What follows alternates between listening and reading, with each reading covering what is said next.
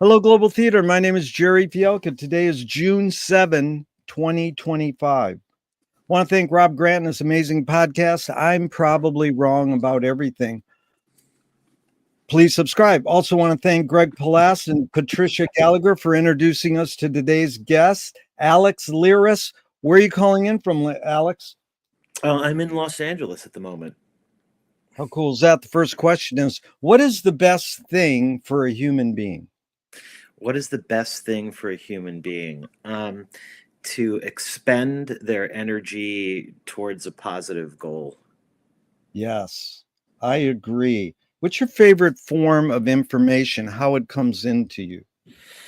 Um, my favorite form of information. I think, inspiration means the God within, enthus. That's theos from Greek. So that inspiration is more of a feeling. It can happen non-verbally. It could happen at a symphony. It could happen watching a hockey game. But it feels like a tingle in my brain, and it's like an aha moment. And sometimes it's for a creative project, and sometimes it's just an insight into the world. So um, my answer is um, yeah,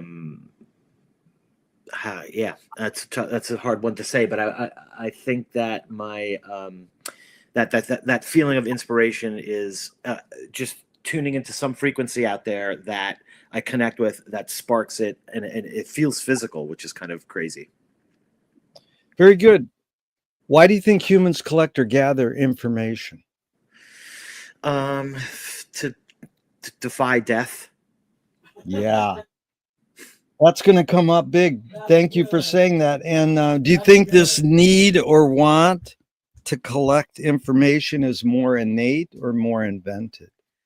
Oh, that's a tough question. I love to get into anthropology. It's one of my favorite hobbies, just in terms of why we do things and what happens. I think I think it's learned behavior. I think probably Aristotle would say it's learned behavior, but there's a lot of innate going on as well. We have the whole idea of atavism, right? This was a big idea about can learned behavior be passed down, and I think that the answer is yes, generation after generation. Yeah. You know, how do squirrels know how to hide nuts and stuff like that? So that we think is innate, but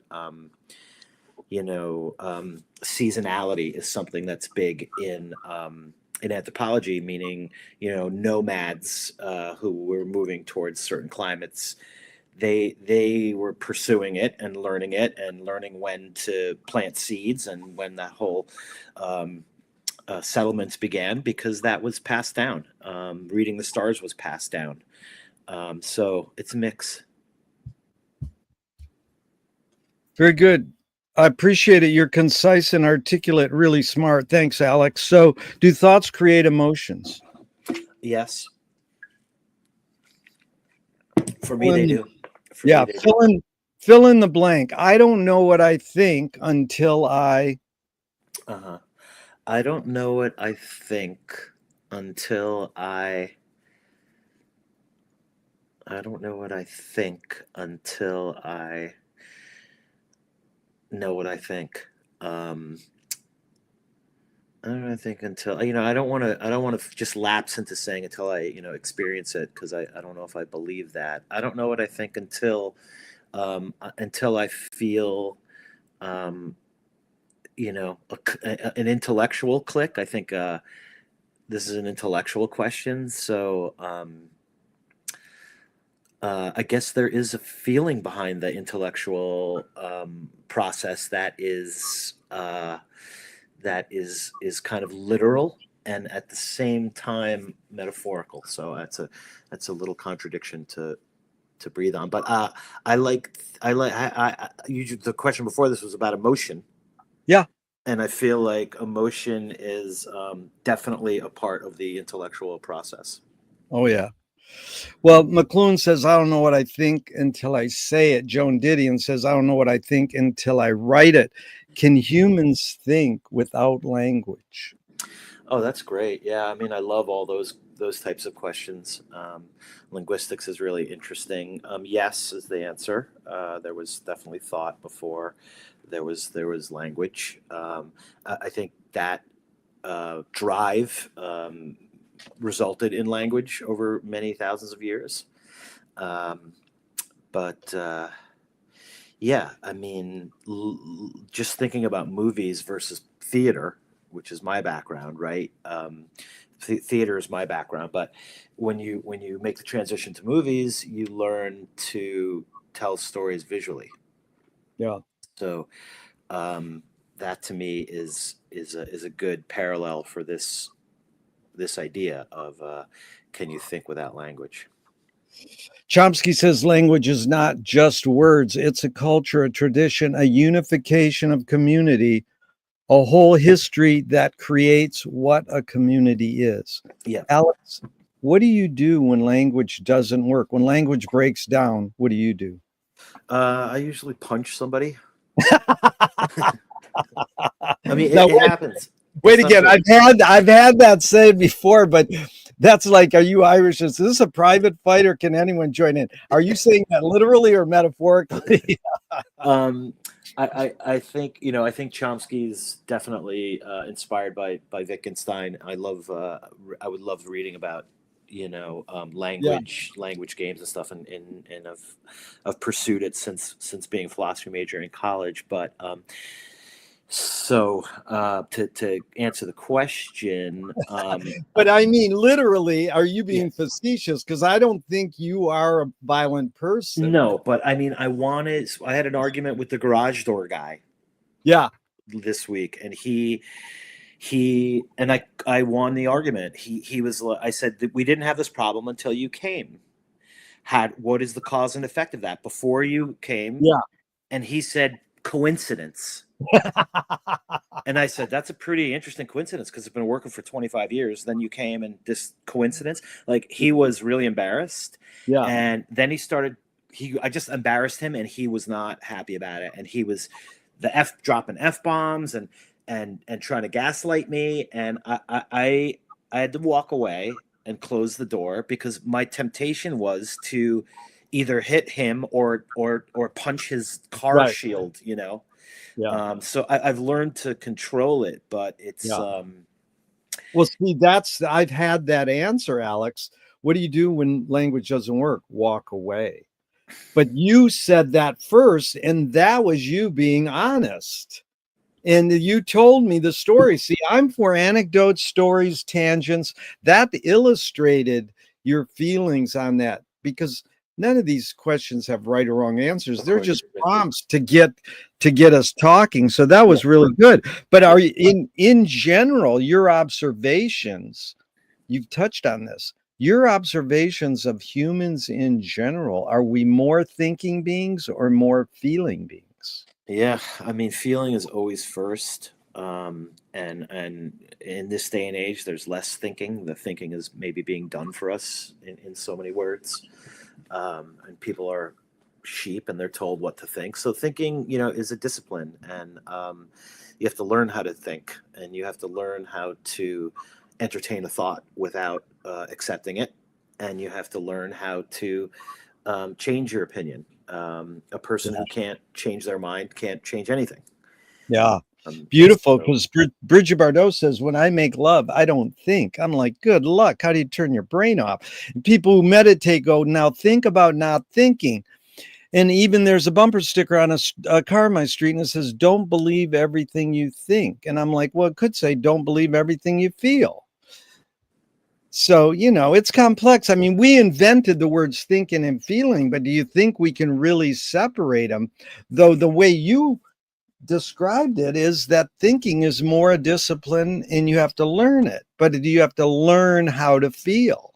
I think that too. I mean, people that experience trauma have to become open again. I was in a very analytical track.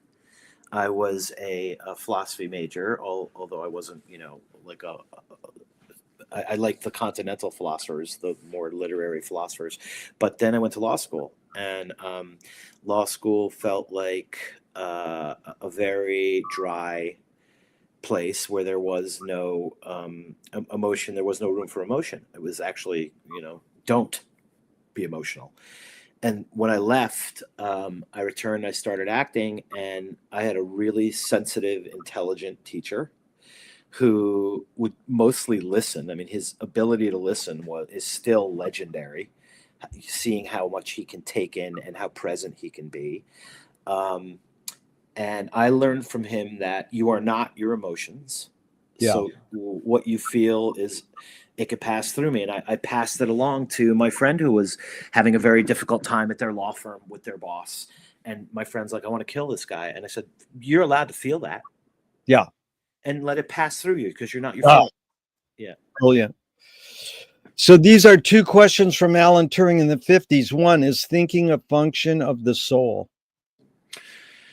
Yeah, these are your classic, slightly existential questions. I don't know how to answer that. Is thinking, a function of the soul. I mean, we need to define our terms.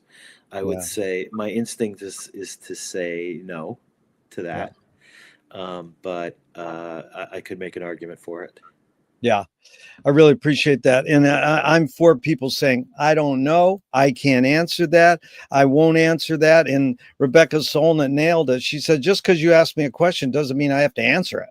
Yes, right. So the second Turing question is, can machines think? Yeah, this is my favorite, one of my favorites that I have been working on. And again, it's a word game, so think is in quotes. Uh, to bring back the first question, there is an element of emotion in thinking, and there is an element of the soul in thinking. This is the traditional mind-body problem, which dualism we've been dealing with since the ancient Greeks and all the way up through Descartes. And I saw some Daniel Dennett quote recently, which was, Descartes tried to get to the fundamental moment of saying, one thing I can't doubt is that I am thinking. Yeah. And Daniel Dennett says maybe he was wrong about that as well. I mean, now the more that you think about it, it's a interesting thing. But Blade Runner is one of my favorite movies, and all of Philip K. Dick's stuff Yeah. as a sci-fi author, because he tackles these questions. Yeah. We project onto it. There was an interesting lecture about AI saying, it's a giant mirror. Yeah. And it's gonna reflect back the positive and the negative. It's going to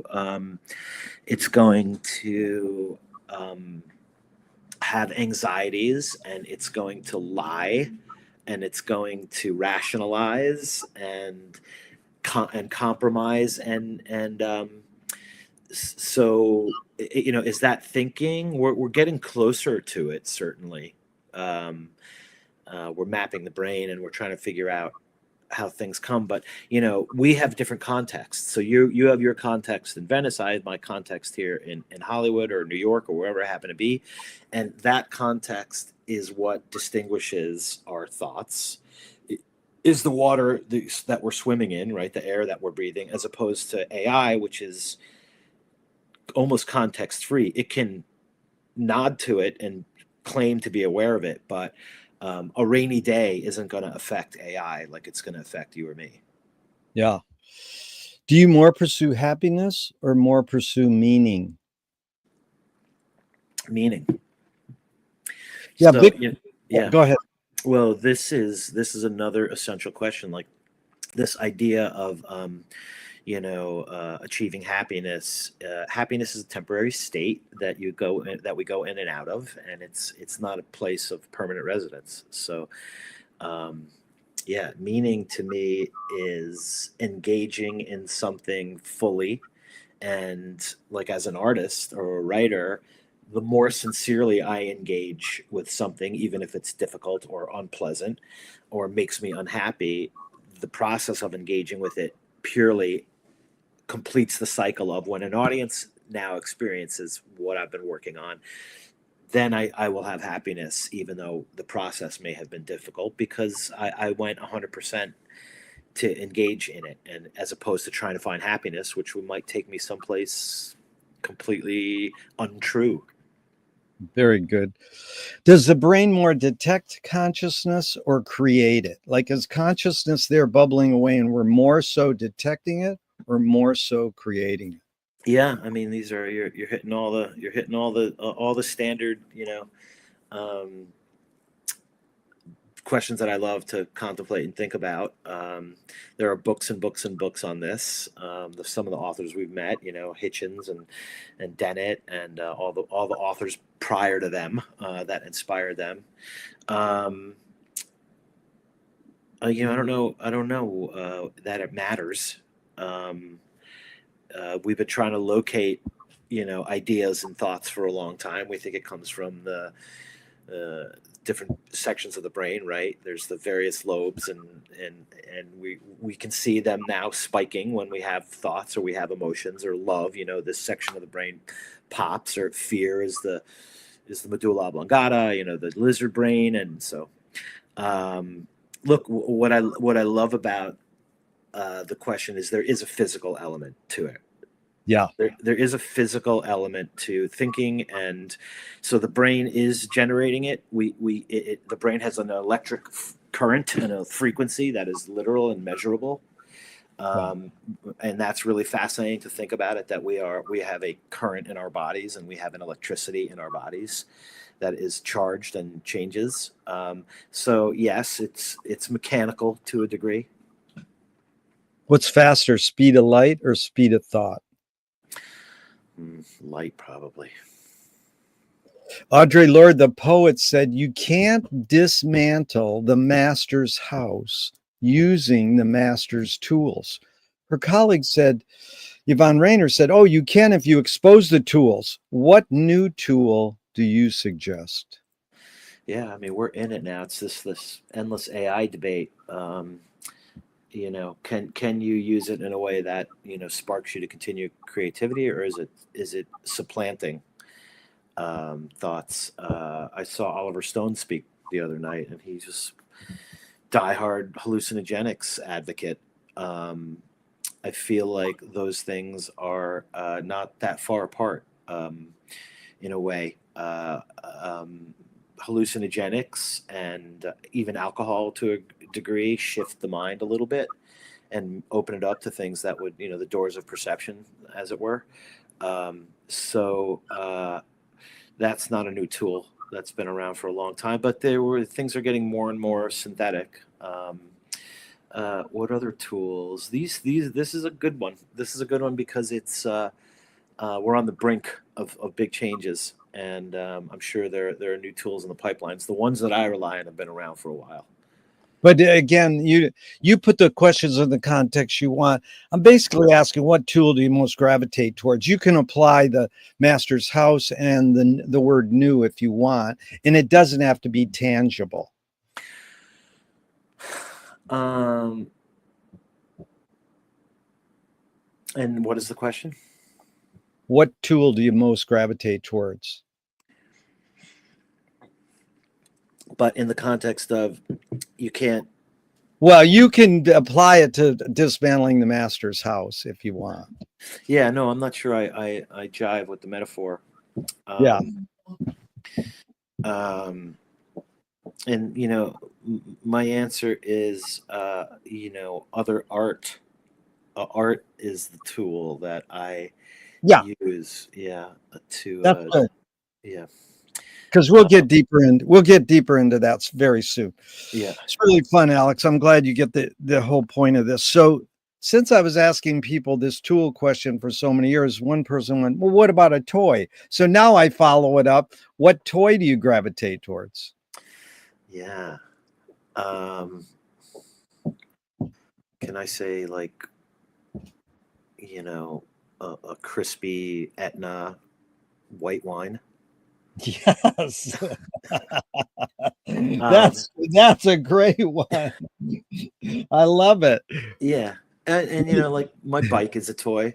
Bike. Oh, that's good. I love that. I rode this morning. I do a couple loops around the reservoir. And that's a childish thing. So one of my writing partners was visiting came to see the production, and I said, "When's the last time you rode a bike?" And he's like, "I couldn't tell you."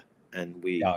went up to the reservoir, and just the look on his face, he's like, brought him right back to being a Yeah. kid. And every time on that bike, my favorite thing to do is to ride from like Manhattan Beach all the way up. You can ride to Yeah. Santa Monica, No, I ride 3 times a day. Yeah. But it is amazing because when I have a guest who says, "Oh, do you ride a bike?" And they'll go, "Well, of course." Like everybody goes, "Well, of course." But if you don't ride a bike for 20, 30 years and you just plop your friend in the city and I shoot through the traffic, I go, "Don't follow me. Be conscious," because they think it's an insult if you say, "Do you ride a bike?" Like your friend, like, "Oh, okay, of course I can ride a bike," but it entails a lot of conscious being on the street. So what do you worry about when you go to bed at night? The collapse of civilization. That's like they asked Gandhi, "What do you think of 20th century civilization?" He goes, "Good idea." Yeah, I haven't seen it yet or something. I'll tell you when Yeah. I see it. Really cool, Alex. Okay. McLuhan learned from Ezra Pound that artists are the antenna of the race. They're broadcasting and detecting the hidden psychic effects of our inventions, so we might learn how to cope with what we don't like about our inventions.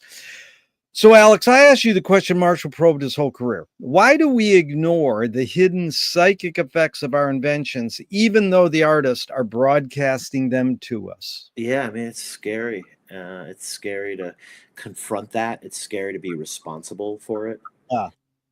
It's scary to have to make changes if they are necessary. Yeah.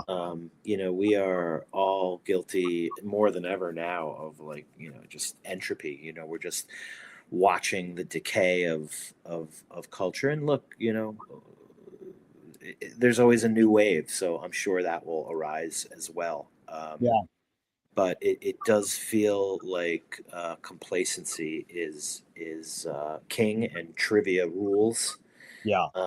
People don't want to get deep. People don't want to be self-reflective. Back to the happiness thing. People want to, check out and be rewarded for that. So the hard part going away is it's interesting. I have a nephew who is a super bright kid. He's like a math guy, and he loves acting, but he doesn't like Shakespeare. And he just thinks it's kind of pointless, and it's like a dead language, and what are we doing it for? And I was like, here's Harold Bloom's book. Smart. On the invention, half the words coming out of your mouth are turns of phrase that were created, 450 years ago. But it was hard, is the bottom line. Oh, yeah. It's hard, and it doesn't make sense, and I don't want to work that hard. And I'm like, you're going into acting, and you have to understand what this is about. The reward is you're miserable for a little while until you start to understand that it's above you, and you're not worthy of it, not the other way around. Well, I hope he listens to you, but I want to interject really fast. This is what McLuhan encountered when he started teaching a Canadian who studied at Cambridge in St. Louis. And he goes, "Oh, I know, I'll get over on him. We'll study comics and advertising." And he was a Shakespeare, mainly a Joyce guy. And what you do is you have him read Finnegan's Wake out loud with a group of people, and he'll realize that you can satirize the information overload and work it into making. This is exactly what I'm leading to in the next question, Alex. Do artists have moral obligation? Yeah, they don't. That is a the good ones do, I guess. But I mean, Hitler was an artist before he was a dictator. So I don't think. I think the answer is no to that. Yeah. But that's beautiful because 80 to 90%, almost 98% of people, when I ask them that, they go, yes, everyone has a moral obligation. And They say, not astutely, well, you have a moral obligation to yourself. But isn't that what art is? To me, great art fucks your shit up and makes you go, I can do that. It is, it shakes you out of that norm. And Yes, in so, a beautiful way. Yeah, there yeah, was the whole controversy with Giuliani in New York and the crucifix and the urine. Piss yeah, Christ was the name of it.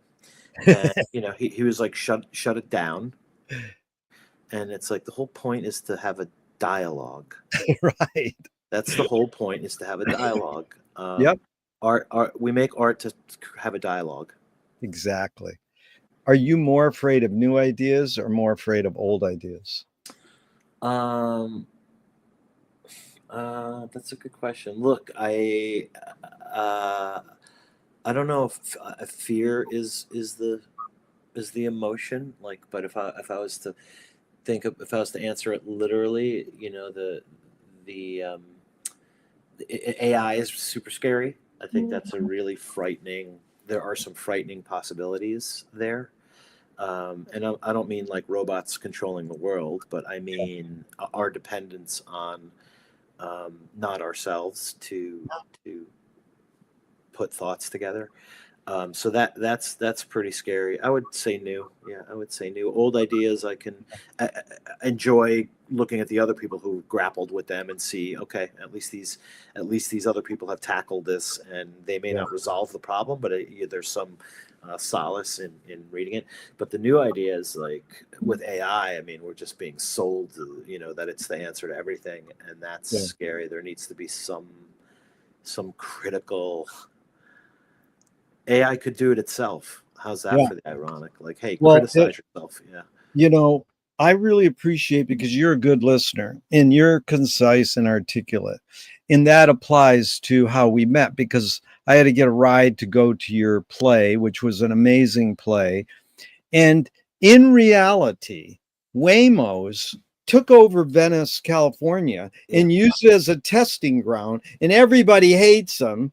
But if you study this 6 minutes on CBS, they'll tell you there's 26 cameras, dude. They're way safer than having your friend drive you. So I have to put my trust in my friend. I'm not going to hire a Waymo, but if I want a safe ride from here to there, why wouldn't I pay for the safest possible ride? It's just a no-brainer. And I'm really for, you being a good listener, I'm for people changing the words on my question. So when I say, are you more afraid of new ideas or old ideas? You go, well, I don't know if it's a fear issue. And so Yeah. that's what I like. It's me and you are psychoanalyzing the wording on the questions. Yeah. I So mean, that's, I appreciate that. yeah. Can you conjure up your earliest memory ever? Or Yeah. I one? mean, this is a great one. I thought about it before. I'd have to think about it again in the moment. Um, it's something with mom. Like it's her face, or it's her feeding me, and my Wow. grandmother as well, being in the chair and being fed and having a both a tactile and like a flavor sensation of probably like some Greek tomato sauce with cinnamon or something like that. But I Yeah. remember, I remember this, eat. I remember kind of that moment.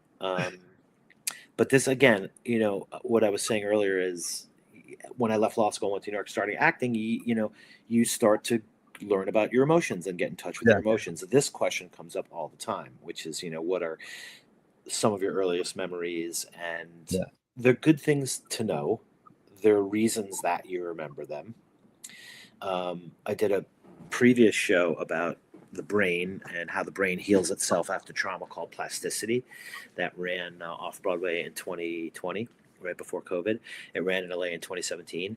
And one of the fields of study for that was how memories evolve and memories change. And that's super interesting on your, it's like a thin red line type of moment, where if you went and saw what really happened as opposed to what your mind is telling you happened 20 years later, you'd be shocked at how different it is. We do that. That's also a form of self-preservation, I think, editing memories. Definitely. Well, you have ESP because you specifically articulated the next question. But I want to go back for a second, Alex, because you saying your mom's face is amazing. I've tried to survey, study what was the first human invention. And one friend says it's seeing yourself in your mother's eye. Mm, It's the gaze, and then you realize there's someone else. There's an he says the first invention is the other, yeah. but it could be you see, because when you see those eyes of your mother's, that's relating to food and nourishment, and you Yeah. bringing your Totally. finger up to the close to the camera is exactly what that your mother's face. No, people don't say that, and I'm like, how could that not be your first memory, your mother's face? They usually say it's something visual. But here's the next question, Alex, that you anticipated: is memory more a curse or more a blessing? I mean, for me, it's a blessing. It Yeah, depends what you've been through. I mean, it yeah, depends what you've been through. yeah, There are people who are suffering trauma that have to learn to forget. The Book of Laughter and Forgetting. I mean, Nietzsche talks a lot about forgetting, the importance of forgetting. Um, and since we're there, you know, Sartre's being in nothingness, which is a response to Heidegger, yeah, is the whole thing is the look. yeah, Like you're brushing your hair in the mirror, and then you hear something, and you turn, and you see an eye at the keyhole, and that moment of self consciousness is the other, and the look yeah, of the other. I mean, that chapter is probably one of the best in that book. yeah. Self awareness, yeah. So that's a profound answer to invention. Um, so yeah, so memory is for me, it's a blessing. I haven't had too many things I want to forget, um, but even now, coaching a younger friend who was heartbroken about how to forget, and one of the skills that I learned as again in acting was he's like, I got a pic, I got this picture on my phone of us, and I can't delete it. And I was like, save it and put it somewhere for when you're healthier and can appreciate that you did have some positive memories with this person. But for now, in your mind's eye, look at that picture and slowly fade it to black. Yeah. So Good. you need to forget. Yep. Sometimes you need to forget. Yeah. Joyce puts it in Finnegan's Wake. Remember to forget. Yeah, that's great. Name someone within your immediate family who had an impact on you, like kind of like a role model. And what specifically was that impact? Oh, this is a real easy one for me. I mean, I definitely learned discipline from my father. He taught me to be on time and uh, to do things all the way through. But my mom's advice was more inspirational and a hell of a lot easier to follow. I mean, she literally said over and over again, "You could do whatever you want," which is extremely fortunate. You can do whatever you want. So I was at law school and I had an anxiety attack that I knew I wasn't supposed to be there, even though it was empowering. And law school is just to get there as an achievement, but I knew it's not what I was supposed to be doing. And, my dad wasn't going to be happy that I left, and my friends were going to think that I quit and I was a quitter. But my mom's like, you can do whatever you want. Wow. And that to me was the simple green light, because all the best advice is simple. Yeah. And it made me think, what do I want to do? I don't, and I didn't just, and had I said to my mom, I want to be a famous actor, she'd be like, stay in law school. But I took some time to think about what I want, and that was to use all this knowledge back here and stuff that I learned in college to um, nudge the world a little bit in what I think is the right direction. Uh, Yeah. That is so, beautiful. Same question, Alex, outside your immediate family, someone who had an impact, and what specifically was that impact? oh, probably Rob McCaskill, who after college I started studying acting with Rob McCaskill. He's a pretty prominent coach in New York, and he is the listener. He's like a Zen level listener, and he is also non-judgmental. So what I learned from Rob, and I think why a lot of students return to him, is that in this creative process, it's never good or bad. It's where you are in the moment as an artist, and that will evolve. But um, you don't judge. Like people say, is this good? Will you read my screenplay? Is it good? And I don't know if it's good. Like, were you honest when you were writing it? Like, does it move you? So Rob has the ability to see you if you want to be excellent for an audition and you're doing it. He'll help you with technique and motivation, but just his ability to be in the moment without judging you or making you feel self-conscious is so awesome. And just for ourselves. Now, out in the world, everyone's judgmental. Everything's instantaneous judgment on whether you're at a restaurant or a bar or a ball game or whatever.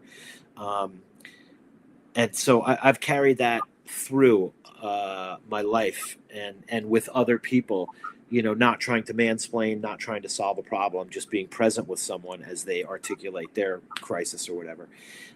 So not being non-judgmental is great, and it's something that's also threaded throughout philosophy and something that I always appreciate philosophers' takes on it. My favorite being Nietzsche. Like, we can be moral without this God figure above us. We can be giving and we can be loving without the threat of retaliation or retribution because we did something wrong. So you learn.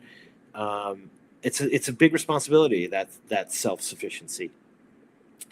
Really cool. Yeah, McLuhan called that suspended judgment. He said understanding is not having a point of view.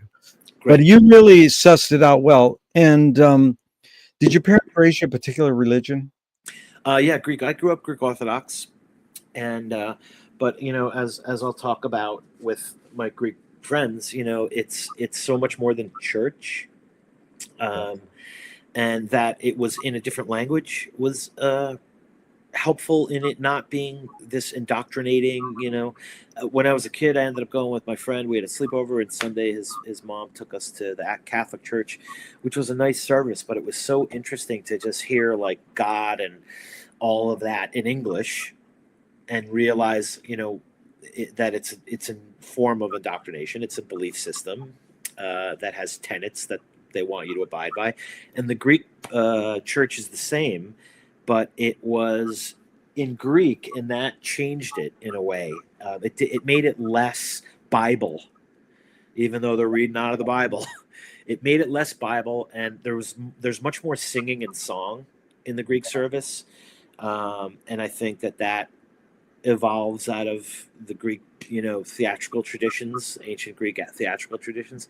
So, yeah, that was a good experience. And then just the Greek culture is very gregarious and generous, and so it never felt like just church. It felt like you were going and you were going to go afterwards, and you were going to go to Greek school. That community was they did a lot more celebrating than they did do like somber religious posturing. That is great. Now, do you pray? No, not really. I don't think so. I mean, I meditate for certain, and I make wishes. If God exists, what would you like God to say to you after you die? Oh, after I die, I would like him to say, nice work. We got a position for you. We got a place for you up here to teach or do whatever. We got a job for you. We need you. Welcome. We need you. Welcome. That's good. Do evil people exist, or does evil use people as a vehicle? Oh, that's nice. look, it's an energy, right? And there's the yin yang, so it's out there. If there's black, there's white. If there's positive, there's negative. It would be interesting to think that, evil is this frequency or wavelength that, people go dip their foot in or go in and out of. That's a, that's Well, a, that's a yeah, challenge. actually, the hidden question, Alex, is how do you advise someone to deal with an enemy? And I'll set it up. Alan Watts says, if you acknowledge your enemy, you empower them.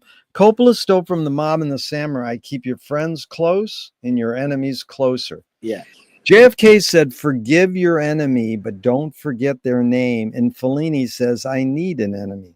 So it's a yeah. lot of thoughts, but the basic question is, how do you advise someone to deal with an enemy? But first, how would you respond to Alan Watts? If you acknowledge your enemy, you empower him. Um, I think it's impossible not, like, what are you going to not acknowledge it? You put yourself at risk by not acknowledging them. Right. But I'm a big Alan Watts fan. I think he's on to so many things, Yeah. and before his time. Um, But like your friends being bullied or something, what advice would you give them? yeah, I always, it never feels good to say stay neutral, or you have to take the intellectual high road. And But we're things have changed in so many ways in our modern culture. Like, my advice is there's other options. Yeah.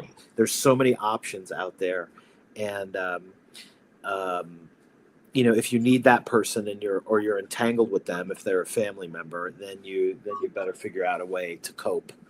Uh, but my first go to is always, can you reverse the situation? Yeah. Is there, like, I never have a problem with being the first person to say, you know what, I'm wrong. Wow. I'll just throw that out there. I was like, I was wrong. Can we get past it? And Every now and then, the answer is no. And I've lost friends for reasons I'm not sure. I'm like, okay, I did something wrong. I'm sorry. I hope it doesn't happen again. And is this worth saving? Yeah. And every now and then you lose someone, and then that hurts for a minute, but you're like, okay, yeah, let me go meet people, let me go meet somebody new. So we do have that constant um, ability to access things, and I'm talking about you don't need to be in the same city as anybody anymore. I mean, I Yeah. had friends with just the telephone. Now we can get on video, and I could talk to somebody in Greece and have a rewarding, nourishing relationship. So I also advise to move on. I like Tom Petty's song, "You Need Rhino Skin if you're going to begin to walk in this world on your own." Yeah. And that's a beautiful song. It's like, toughen up no matter what. Now, you want to go into the arts, you're going to definitely get criticized. But this is a world that's a competitive place, and you need to be thick-skinned. So the other one I tell people is another simple one: shake it off. Yeah. Good. Shake it off. Shake it off is really good. You're smart, man. I really appreciate this because Nassim Taleb said games were created to give non heroes the illusion of winning. In real life, we don't know who wins or loses, but we can tell who a hero is. Yeah, Gregory Bateson says if the criminal gets caught, does he go, whoa, my criminal skills weren't up to snuff that day? Or does he go, oh, I did something morally and socially wrong? So again, it's a lot of prompts. You can go wherever you want, but it basically is, does punishment work? Yeah, I mean, I think absolutely you're right. We could.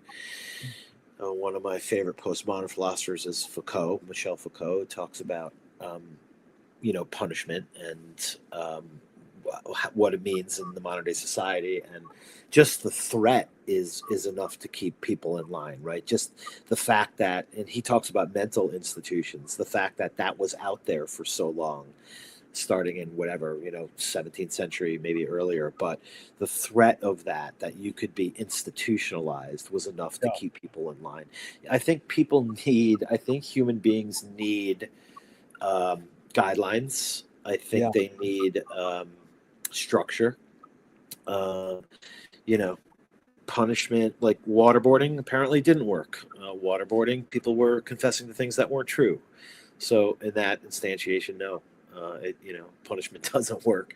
But you better be on time, or you're going to be embarrassed by your teacher. You better do your chores, or you're going to get spanked. I mean, sometimes we need that motivation. Yeah. James Joyce was the first projectionist in Dublin 100 years ago. He basically checked out. He said, "This is stupid. Why should I go inside a building and see a movie of a tree when I can go outside and see a real tree?" Years later, Faulkner said, "Sometimes the best fiction is more true than journalism." Why do we have to recreate things in order to get them? Why do we have to go to a theatrical play of people acting out life? Why don't we just live life? Yeah, I mean, because life happens in drips and drabs, and good art is concentrated and gives you the experience and a concentration that is curated in a way that life isn't. Um, yeah, when that is interesting. I have a friend who is like a chess champion, and he's a very brilliant person, and he just doesn't watch television. It's just not um, something that holds his interest. Yeah. And I everything's brilliant today, right? We're in Emmy season, so everything is brilliant, genius, brilliant. And I don't get that from most things, um, from most entertainment. I go there to kind of relax a little bit, as opposed to reading something challenging, which is going to be a lot more rewarding for me. But I feel like I've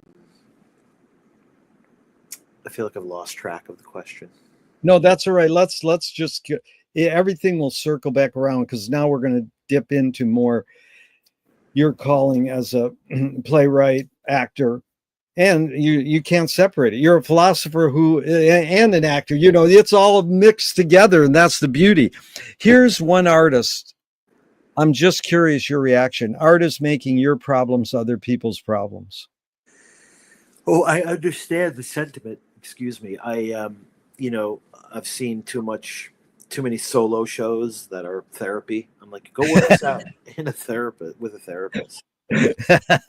I mean, that's the worst thing. Like, what's the show about? Your life, right? Oh, I want to do a solo show about my life. I'm like, well, I hope you are as interesting as Helen Keller. Otherwise, I don't want to hear your bourgeois bullshit. And so, that is good, Alex. The great line I love from Warhol's: "There's nothing more bourgeois than dissing the bourgeois." yeah, there's no, sure. yeah, there's nothing more. The one person show. That's amazing. Okay, so what's your? You've kind of told me it in the lobby before your great play, but your sort of tipping points. I'm going to pursue philosophy. Then tipping point, you kind of reviewed that. I'm going to go into acting because law didn't work. But, let's say the tipping point to go in philosophy and the tipping point to be a playwright. The tipping point to be in philosophy was a very specific moment. I was at Bucknell University in Pennsylvania, and everyone was a business major. They had a really strong engineering school and a really strong business school, and kids got out of graduated from Bucknell and went into finance and worked on Wall Street, and engineers went all over and built bridges, and they were mechanical, chemical, everything. But I was in a meeting. It was like, okay, if you want to be a business major, then you have to go to Royce Hall at 3:00 and they're going to tell you what the agenda is and what your curriculum will be the next 4 years. And I had just come from a philosophy class with Joe Fell, who has left this earth but is still present. And it was awesome. It was like this really stimulating class, and I stayed after and spoke with him. And then I'm sitting in this meeting about what you need to do to be a business major. And it's like, you need to take Economics 101. You need to take Economics 102. You need to take Business Management 101. You need to take Business Management 202. And I mean, I got hives. It's the same thing that happened in law school. I got I had an anxiety attack, a small anxiety attack. Like, is that like looking around? Everyone's taking notes. I'm like, what are you taking notes for? It's like the guy's basically telling you there's no elective. You have one elective a year. So that was like I kept not doing this, and this is stuff you can learn by working at a company. You're not gonna read philosophy and do art history. You can on your own, but people do. But the stuff that we were learning in those classes, a lot of it is stuff that you can pick up working for a company. So anyway, that was a very clear moment for me of I can't do that. I can't expend my energy that way.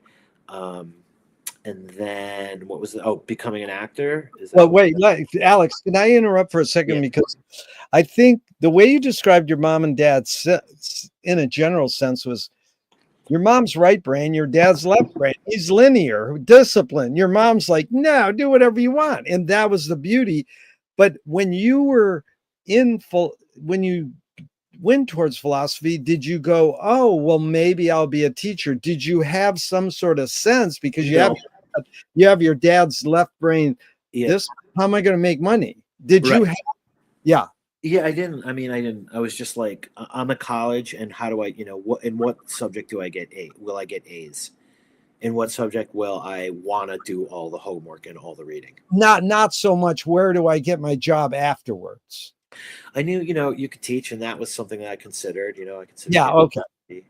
But I mean, I see it now with my brother-in-law and my nephew, who's a very sharp kid, and his dad sounds like my dad.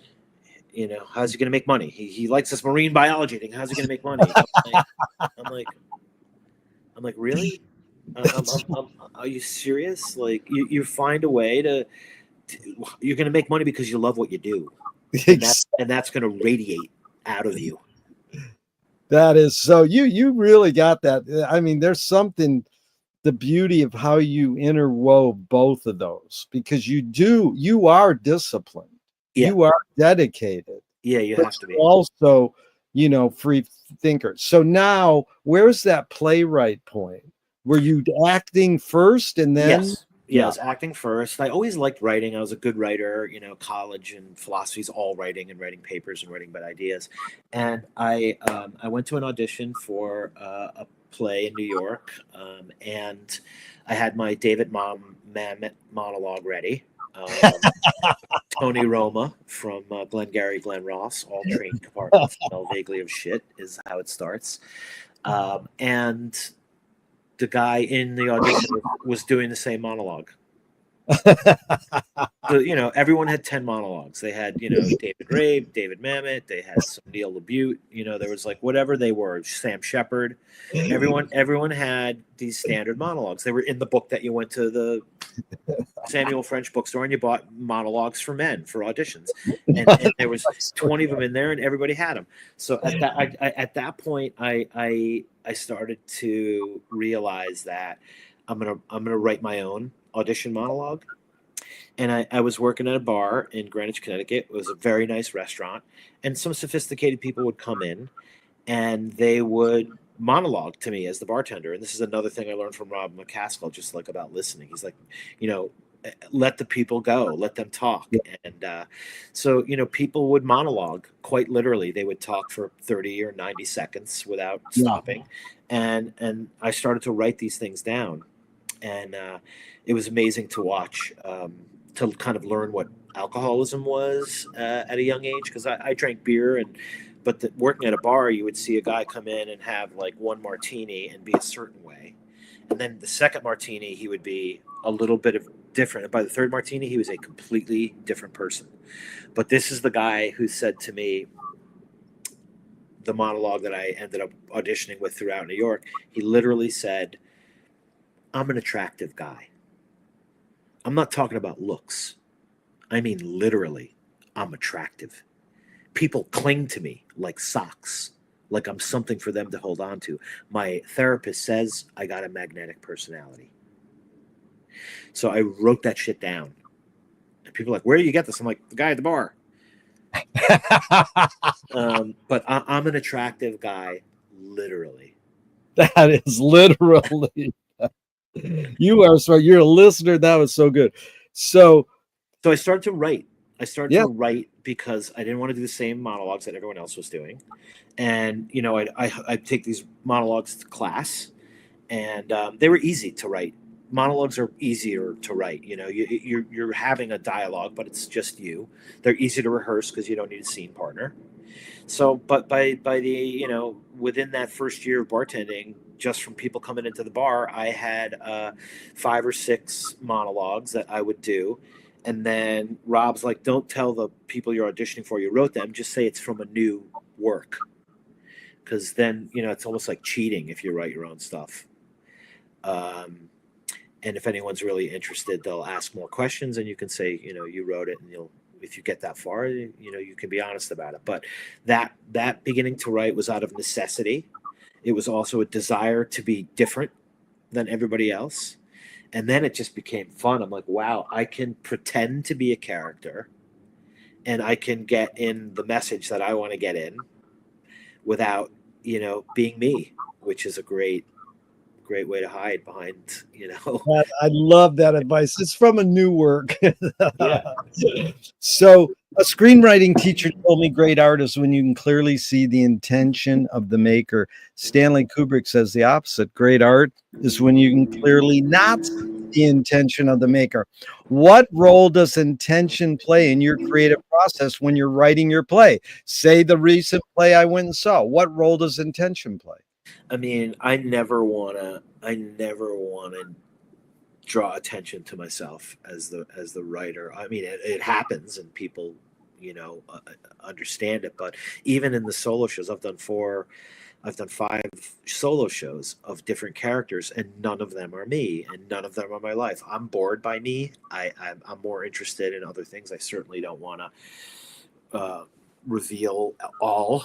I don't feel like I have that much to reveal, but so my intention, and you have to have intention no matter what you're doing. It has to be focused. It has to be clear. But I feel like my intention is to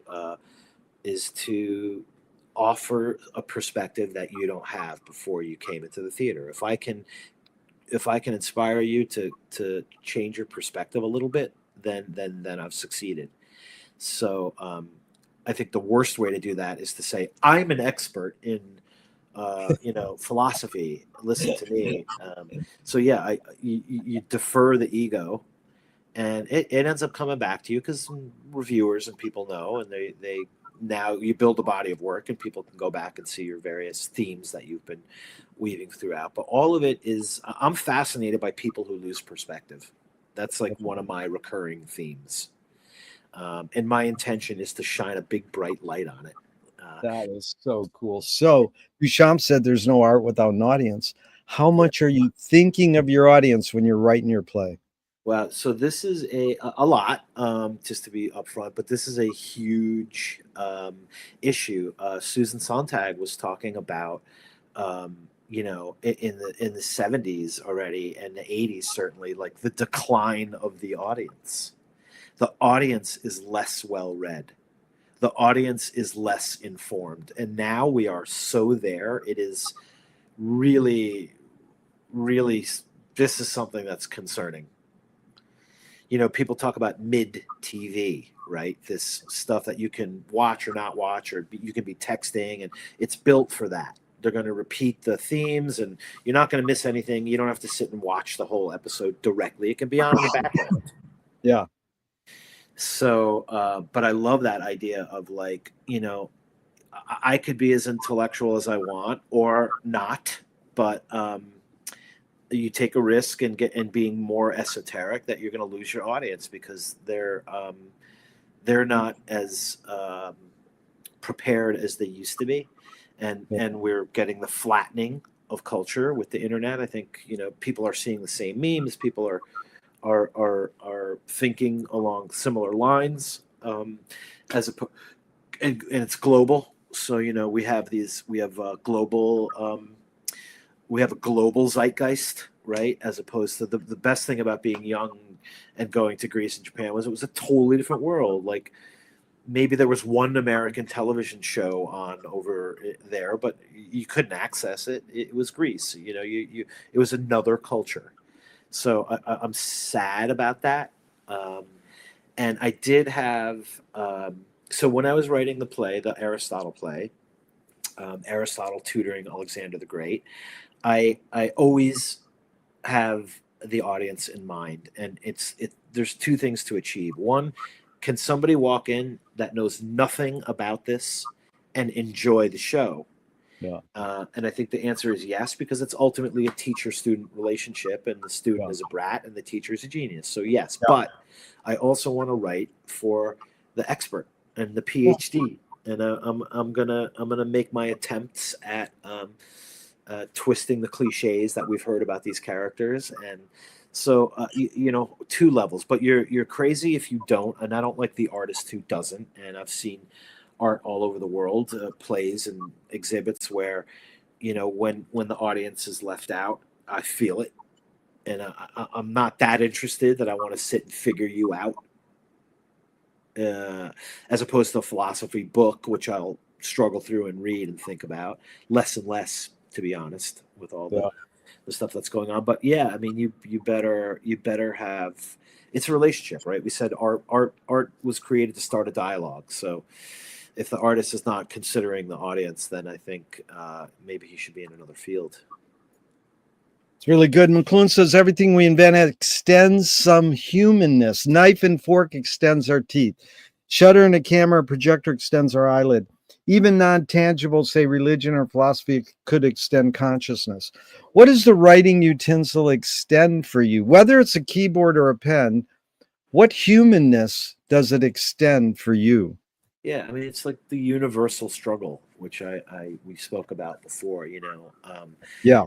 it extends the empathy that we have for unresolved conflict, whether Yeah. it's emotional or literal. So it is amazing. You know, I sometimes sit in my chair. I could just sit in my writing chair downstairs and put the Dodgers on mute and play music and write from my chair, and I'm amazed that things manifest, because it's like between email and the internet, uh, I sit there for 6 months, and then suddenly we're on a film set, or suddenly Yeah. we're in a theater, and I'm like, wow, all this happened with words and email, and we're here, and that's amazing to me, because the manifestation is profound. So this laptop and these keyboards and these words, they extend, you know, human connection that is extremely rewarding, um, and it goes back to meaning for me. It goes back to meaning. Yeah. The pursuit of it is fulfilling, and it doesn't have to be resolved. I'm looking for my Milana Kundera quote, but I can't find it. But I'm going to rephrase it because it's exactly what you just said. Kundera wrote in Unbearable Likenesses in Being. He says, "What attracts me about writing is that the character can go further than I can. That I, it's like, yeah, that sounds romantic. If I take a pen, and write a character on a piece of paper, how can the character go further?" Yeah, yeah. I'm Because a big we're talking about that a little, but I mean, I kind of know it's a stupid question, but you sort of get where I'm after. How can that happen?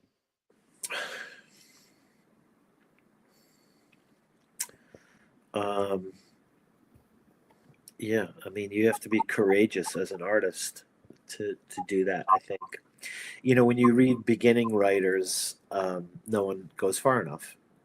You know, Yeah. I was reading a beginning writer, you know, and he was having a fight. The scene was a fight with a girlfriend, Yeah.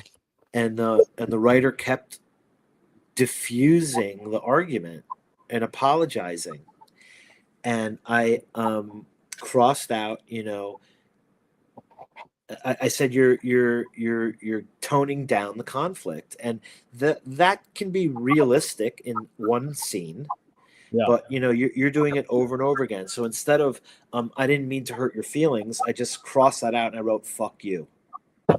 I did that for everyone. What if your character said "fuck you"? Because "fuck you" can mean I love you. Yes. I'm not standing for it anymore. And Yeah. so but we were talking about forgetting before, and that's Kundera quoting Nietzsche, The Book of Laughter and Forgetting. And the unbearable lightness, I think, starts with a Nietzsche quote about the eternal return. Oh, you mean Kundera starts his book with the Nietzsche quote? Is that what you Yeah, just said? I think unbearable lightness starts with Yeah. some quote from Zarathustra. I have it back here somewhere. But Anyways, that's amazing. Yeah. yeah, he's yeah. I always also write, I think, for history. Like I write in terms of, will this hold up 50 Yeah. years from now? Um, for some things you don't want to do that. Yeah. Things are fun topical, but certainly for the theatrical pieces, the hope is. And when my plays got published, I had these 3 solo plays, and I went back through them and just kind of um, adjusted the stuff that was really topical. And because these plays are 10, 15 years old now, and so that was really fun to go back and say, how do I universalize this super specific thing that got a laugh in 2003? And I think I did a good job doing it. Yeah, some things are lost. Universe. Yeah, that's an amazing verb you created. Universalize. That's really good because you bringing up Mammoth. Damn it, Mammoth. This is that's a line from my wife's play or from my wife's song. Damn it, Mammoth. What a great. Oh, you know the great joke that you probably know the quote too. The bum is in front of a fancy play in New York on the street, and the theater goers come out, and the bum goes, "Do you have some spare change?" And the theater goer quotes Shakespeare, blah blah blah blah blah. Whatever it is, you probably know the line. About bumming money or something. Never a borrower or lender be. That's it. Never a the lender be. In the theater going, that's Shakespeare. And the bum goes, "Fuck you, that's Mammoth." Yeah, perfect. But here's Steve Martin loves to quote Mammoth. Art is a product of the unconscious mind. Yeah, right. The Lakoff and the neuroscientists and linguists say, oh, we're 80% operating subconsciously or unconsciously. For the last 70 minutes, I feel me and you have been here consciously, pretty much 80 to 90%. So the art how can art be a product of the unconscious mind? It's Or is it? I mean, any thoughts yeah. on that? Yeah. If it's good, it is. I mean, I think the older I'm getting, the more I'm appreciating, not hitting things on the nose. And certainly Freud and Jung tap into this. Motivations are unconscious. I don't know if art is. I think, Right. I mean, you learn to, and this goes back to universalizing. You learn to use a metaphor in some form or another Yeah. for your art. Uh, but yeah, I mean, that's not as profound a statement to me. The one that Steve Martin is saying, that it's a form of it's the unconscious. A good artist knows that, and a good Yeah. artist is tapping into it. And I've learned with the help of Mr. McCaskill how to tap into your unconscious. We have a saying, when we're stuck on a story point, let's sleep on it. Put it in the hopper. Good. Put it in the hopper. Let's sleep on it. And then something pops up. So you literally go to sleep thinking about Yeah. the issue, and then you'll have a dream. I had a dream about my friend who was passed away, Yeah. and I realized that we could go that direction. Yeah. So again, there is no right answer. Yeah. And then you kind of reverse engineer as a writer. You reverse engineer it, but the further out from left field for me, it's great. I love.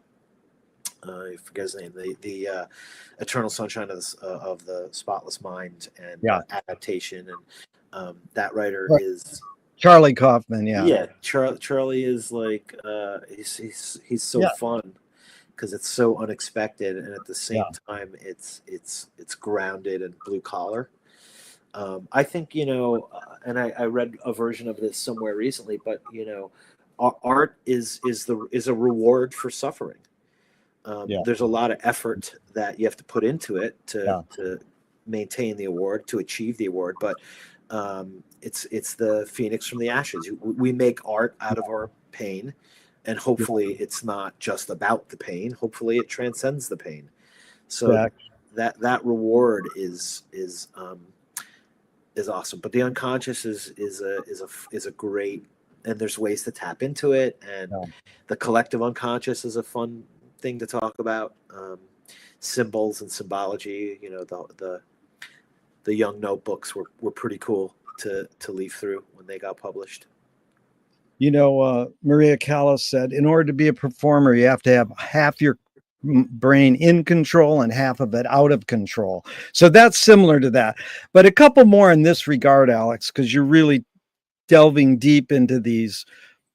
The poet critic Helen Vendler passed in the last year. She says, I write to explain things to myself. Yeah, that's good. Yeah, that's true. Here's Breck asking Charles Lawton, why do you do this? Because people don't know what they are like, and I think I can show them. Yeah, that's that I relate to. That's like about the loss of perspective. Yeah. I see after Bucknell, when I was going the philosophy route, and all my friends were going to Wall Street, we met in New York, and I couldn't believe it. I thought it was like, I thought they were kidding, but their goals were about making more money. How much their conversation was like, how much money the MD is making, how much money the president is making, and solely. I mean, numbers like he's making this much, and it was the whole night. We never broke out of that. And then there was the I want to bang my secretary. Yeah. And I'm like, really? Like, you guys just stepped into that costume and you went onto that set, and you're the exact cliche. I mean, Wall Street was already out, right? That movie was made in the 80s or 90s, early 90s. Right. But I'm like, wow, you're that, like, and Coke. All these guys were into Coke and money, and it didn't seem real. Yeah. So, my most successful character in my first show was, the monologue was called Pushing Paper. Yeah. And it was about this guy who is bullshitting about all of his power on Wall Street, because he's a lackey. He ends up photocopying. He's basically, we were photocopying back then. And again, it's a real monologue about the digitization of a library. And my friend was had to take these files and take them to the copy machine for like a week. He was in the copy room. And then he's out in a suit and doing lines and acting like he's Jamie Dimon. I'm like, buddy, you are. I mean, he had totally lost perspective. Yeah, totally. It's when did the Marty Scorsese film come out in regards to that? Had that already come out, or was to come out? Because that was later. Yeah, that later, and it sort of just laid it all out. Like, whoa! Yeah. And then people, I gave a big lecture at the Occupy Movement Film Festival about it, because they were all like, "This is horrible." I goes, "No, Marty's just holding a mirror up." Yeah. But in a way, it does give people. It's like the richest men in the room, the documentary that busted the Enron guys, so they all got hand slapped and put in country club jails. I went up to the producer once. I says, "Is your film kind of like a training film for up and coming capitalists?" And he goes, "Yeah, I guess so." Yeah, right. Yeah, it's like So it's not a moral tale. I mean, those guys walked away. yeah. So I'm glad you brought up the word suffering, because here's my favorite. The reason I do this, Alex, because people like you teach me so much, and I'm so grateful. So this guy taught me this Tom Waits line the other day. The world is a hellish place, and bad writing is destroying the quality of our suffering. Beautiful, man. Now that, when you brought up that word suffering, art is a reward for suffering. It's sort of like saying, okay, this happens. I mean, someone told me once, I think Dylan said it, and then they go, the Buddha said suffering is everything too. I don't want to think suffering is everything, because you seem to be a positive person. In the long run, you seem to me to come off as being a positive person. I mean, the first thing you said was positive, but the reality is that we fall and we get back up, and the phoenix and all that. But just the way Waite says the quality of our suffering, put that into some sort of perspective, because Yeah, it is a cute quote, but again, what is it really revealing? yeah, he's profound. Appreciate him more and more as I get older.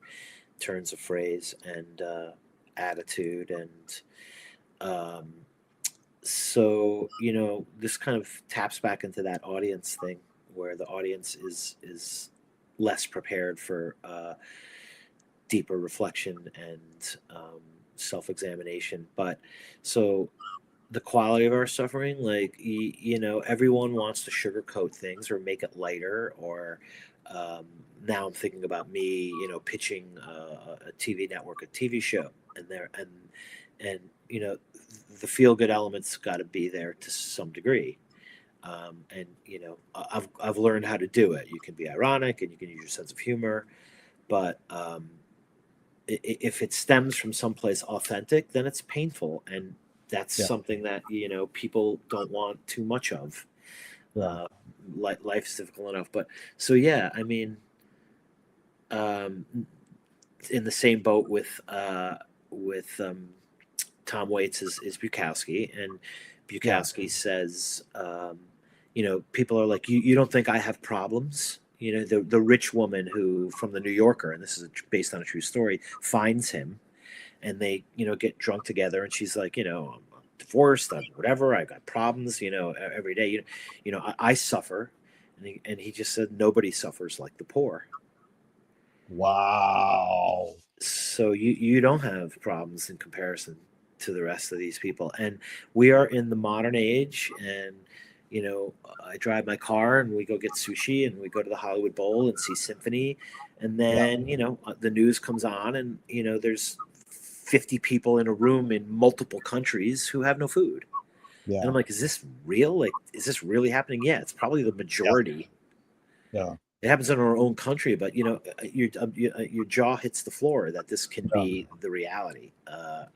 So But Alex, did you learn that? Because I have major problems with Burroughs and Bukowski, but I know they're super important.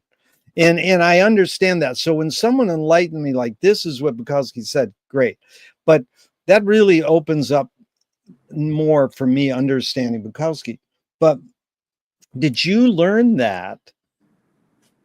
What is that consciousness of the other people in the world who are less fortunate, more from the way your parents raised you or more on your own?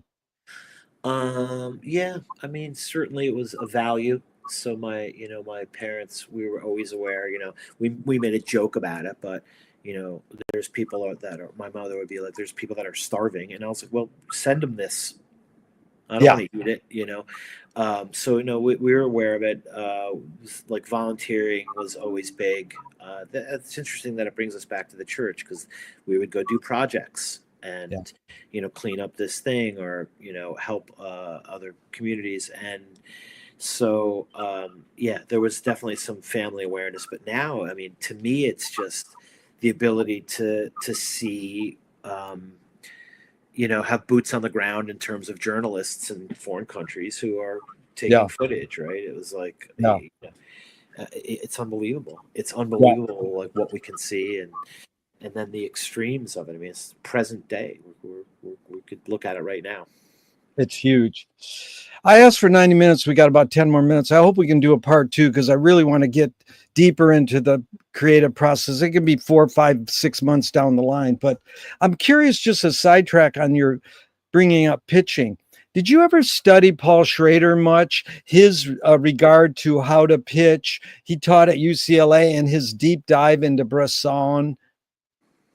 Yeah, he's got a document that gets passed around. Um, I have it somewhere in my inspiration folders. Yeah, He was the first one to say, you know, find a metaphor.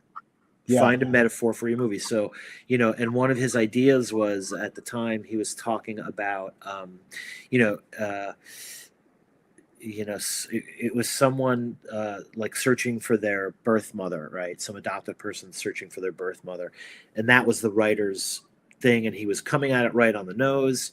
And Paul's like, what I would do with that idea is I would say, if you want to sell this as a TV show, the guy works for the CIA, and have him be someone that creates identities for people who are like in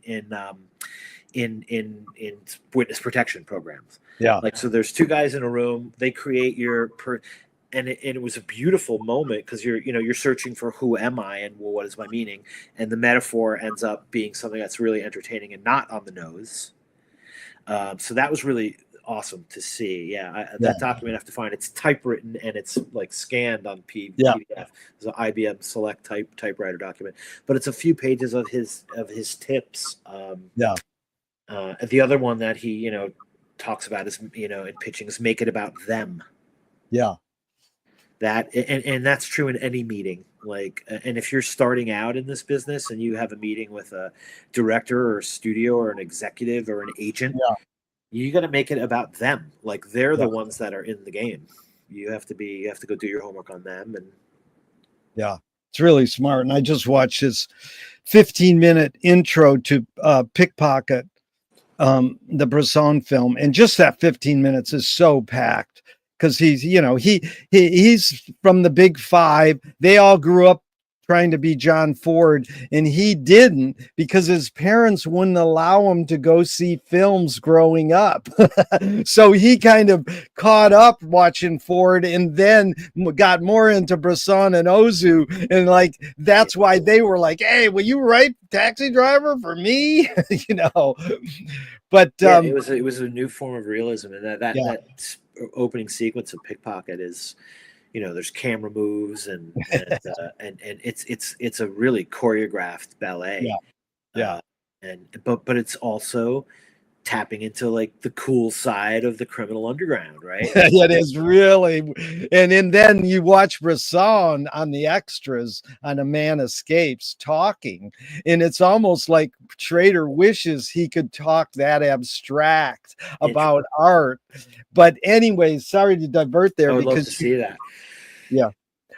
You mentioned the word metaphor, and I wanted to go on that for a second because McLuhan says all words are metaphorical. I've studied etymology, and I love it when it says of unknown origin. Well, every word is of unknown origin. It's just Yeah. some guy sat in an office and go, well, this is where this word came from. I believe it, and then it shifts.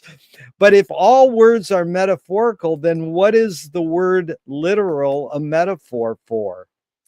Oh, yeah, that's a good one. That's very Escher. Um, uh, I think, not all words are metaphors. I think we have some practical words. I mean, we get back into Wittgenstein talking about naming, Yeah, you know, um, but it is a moniker. So, phone is how we refer to this, but it's there is a physical entity behind it. So that's naming. That's a different rabbit hole. But yes, when we are using metaphorical words metaphorically, that's the beauty of language. That's why it kind of continues to evolve. I'm thinking of um, the 2,000-year-old man bit where Mel Brooks is talking about, how language evolved, and he goes, he's basically, it's my, I'm saying it, but he basically says, it was all onomatopoeia. Language was all onomatopoeia, and then he Yeah. gives the example of a caveman taking a shower. He's like, how does the word shower came about? Well, the caveman was taking a shower and the water was running and it was very hot, and he put shh, so the water's coming out, shh, and then he puts his hand in, it was hot. Ow, shower, shower, ow, shower. So, but I mean, there's probably some truth to words being onomatopoetic. I think that Oh, it's yeah, totally, Joyce was scared shitless of thunder. yeah, And in the Joycean world, we say, well, that could be how humans invented language. They were mimicking thunder. right. I think so. I think that's probably super accurate. And as a Greek speaker, you hear these words and they make sense. Like a cataclysm, Yeah, kataklysmos. It's like yeah, you're breaking it up linguistically. And all the Greek etymology. It's super fun to see. Like EU that we use for euphemism, right? Or yeah, euphoric. In Greek, EU is a diphthong. It's ev. yeah, So, that, but that feels good to say. yeah. Ev is soft and it feels good. So there's definitely emoting going on behind the physical sounds. Yeah, what you reminded me of also is biomimicry, which I learned through Carolyn Casey so well. Is like, the guy who invented Velcro saw these plants that did this. But my flip is on music, and it sounds ridiculous, but it could be. Did humans first hear birds whistling or thunder thundering and go, well, I'm going to create language, or I'm going to create music by mimicking birds? Or did birds hear humans humming and whistling and they mimicked us? Yeah. So people go, you're wrong, Gerry, but we can't trace it back. We don't know for sure. And that's your study of anthropology. Yeah, Is no, it is. It's all part of it. It's all part of it. I feel like it's a great. I think song was first. I think there's Yeah, a couple writers who talk about song being before yeah, language. Yeah, and all of these things ultimately come down to being like a tool for survival. yeah. You know, that improved it. Before there was language, you were using sound to coordinate group activities. Yeah, Um, indeed. So why don't we close out with this, Alex? Really been fun. And this is simply the New York Times TV reviewer in 2017, kind of setting up my question. That's the cable news business model. Conflict means urgency, and urgency means viewers glued to the channel. So you brought up this word conflict. So it seeks out arguments and pushes buttons. It's a machine designed to generate stress and negative emotion. Then it just goes to, not to divert, but Trump does not exactly lack that. His entire career philosophy has been fighting is humankind's most productive state. So my question is conflict the human condition? And what is humankind's most productive state? yeah, I mean, great questions again. Yes to the first question. Hell is other people, right? Going back to Sartre, hell is Yeah, other people. yeah, And another Bukowski quote, just because it fits, is yeah. it's not that I don't like other people, I just feel better when they're not around. So there's a beautiful documentary called Takis, Takis, and it's about this Greek guy on Crete who ran a very successful club, and he was a DJ, and he was smoking cigarettes and doing cocaine and hooking up with women. And he jumped ship, he closed the place, and now he rescues dogs. And he's rescued 5,000 dogs. He currently has 600 on his. He made a farm for them, and he was saying, I try to do projects with other people, but there's always some problem, and people rub each other the wrong way, and there's always some conflict, and so you really can't avoid it. Now he's surrounded himself with animals, and he cares for them, and it's a one-way street, but it's a nice one-way street. He's a caregiver. But yeah, I mean, I've gotten better with conflict. I no longer take conflict personally unless it's personal. But this conflict with the garage door guy, I mean, he was calling me the worst possible stuff, and my goal was just do your job, be accountable for the repair. Don't charge me again if you don't. So in my head, I was like, fine, I'm an asshole. I'm whatever. You know nothing about me. So yeah, I've gotten better at not fearing conflict. Yeah. Expecting it. Yeah. Trying to mitigate it, and people say don't keep score, but I do keep score. Yeah. Just because sometimes you can keep seceding, you can keep deferring, and then you'll get run over. Yeah. So if you're in a relationship longer term with if it's a romantic or it's a best friend, there are points. My friend said to me in 6th or 7th grade, I'm always the one that apologizes. Yeah. You and I have a fight, and I'm always the one that apologizes. It was the first time I thought about it. I'm like, oh wow, you're right. And then I was like, I'm sorry. Yeah.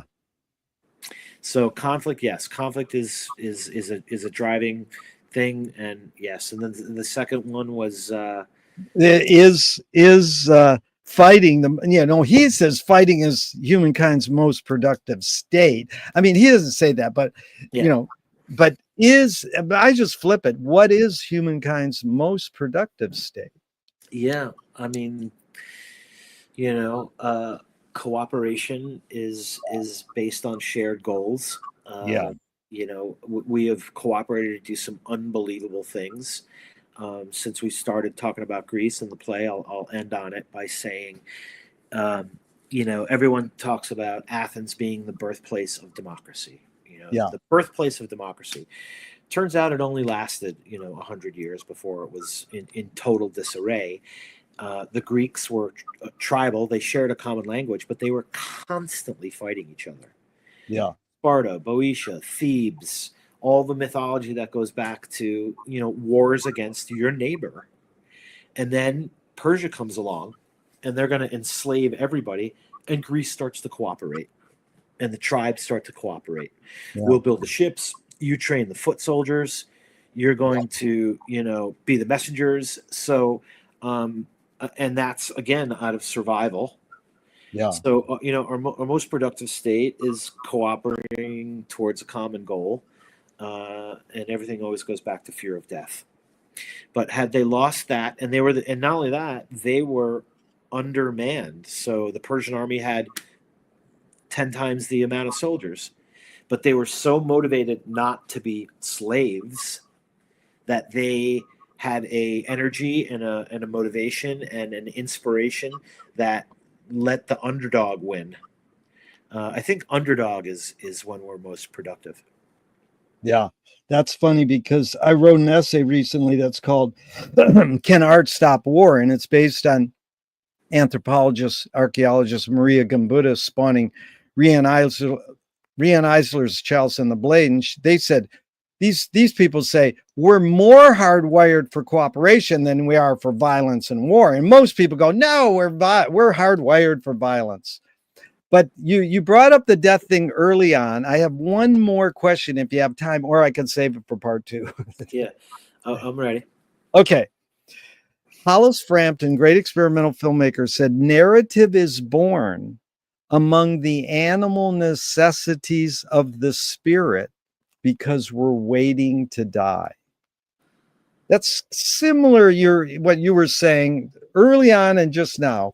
My question is, can you forget to die? I'm not sure what that means. Um, what do you mean? Well, that's the thing. Since I started asking this, I realized people don't know if I'm asking it literally or metaphorically. So again, you put it in the context you want. Literally, can you forget to die? Metaphorically, can you forget to die? I mean, we do. We're we're all forgetting every day to die, Right. right? I mean, that's how we get through the day. But it's funny because I have a friend that is doing the ayahuasca experience, Yeah. and this is not entertainment. This is not about tripping and having a good time. This is about coping with, ultimately it's about coping with death. And Right. this was the Eleusinian mysteries, which were Yeah. huge in Greece. And you would go and you'd purify yourself, you'd fast, and then you went through this routine where it was about the inevitability of death. It was a preparation for the afterlife, literally. That's Wow. literally what it was. And this ayahuasca experience, after he told it to me, I'm like, do you know about the Eleusinian mysteries? And he didn't. And we watched a few YouTube videos on it. And he was just like, oh my God, this is what we're doing. We're preparing our, we're taking a kind of a spiritual inventory so that we are okay with it at the Yeah. end. Yeah. But yeah, otherwise, and this is back to Kundera, the Book of Laughter and Forgetting. Like, forgetting is an incredibly important tool, maybe one of our most valuable Yeah. tools. And then, if you're healthy enough, you can remind yourself that it's coming. The older I get, the more I realize how limited time is. I think that happens for all of us. Yeah. What do I want to invest myself in? And film is a 3 to 5 year thing. With one, you're going to be doing one thing for 3 years. That's Yeah. how much time do you want to do it? I'd be happy just traveling the world Yeah. and seeing the world.